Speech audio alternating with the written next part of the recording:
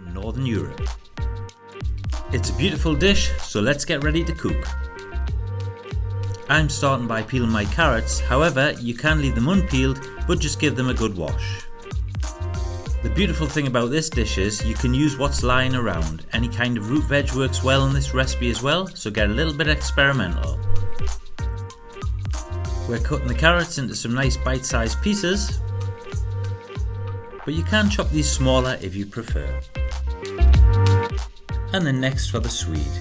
We call these turnips in Newcastle, however it's basically a Swedish turnip, swede. So carefully remove the skin with a sharp knife, and then we're going to chop these into bite-sized chunks similar size to the carrots. This is a really comforting dish and doesn't cost a lot to make.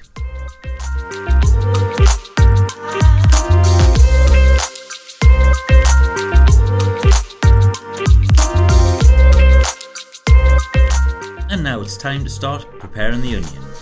Slice through the middle of the root, this will hold everything together. Remove the pointy end from the onion, then remove the skin. We're now going to chop this into rough bite-sized pieces.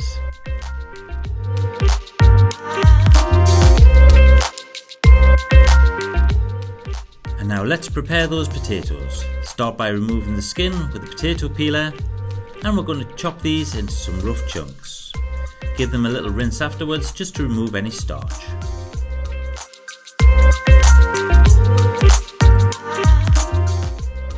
And now for the meat. I'm using a mixture of lamb and beef, but you can use either or. Add the meat into a mixing bowl, followed by the flour,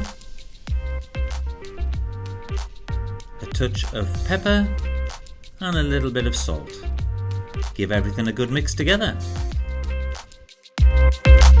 And now it's time to cook. Add some oil to a large pan on a medium heat, and then add in the mixture of the lamb and the beef. We want to get as much flavour into this meat as possible, so allow it to brown off for some time. Once the meat's browned off, remove it from the pan into a clean bowl and set aside. Using the same pan, add a little splash of oil.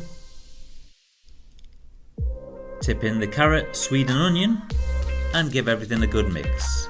We want to cook this for around about 5 to 7 minutes until it starts to soften before adding in some of the potatoes. Allow to cook for a few more minutes before adding the meat back to the pan, including any resting juices. Stir everything together.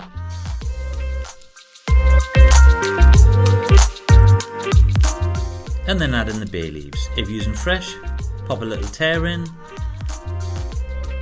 Add in some dried thyme, a splash of Worcestershire sauce. Add in some of the stock. Give everything a stir and allow it to cook down. Crumble in the beef stock and add the remaining chicken stock. Bring everything to the boil. You can cook this on the stove top on a simmer for 2 to 3 hours, but we're going to pop ours into a slow cooker and let the slow cooker do the work. Have your slow cooker on a high heat. We're going to cook this on high for around about an hour. Add over the remaining potatoes, turn to low and then cook for 3 to 5 hours. And there you have it, a delicious bowl of scouse served traditionally with pickled red cabbage and some sliced white buttered bread.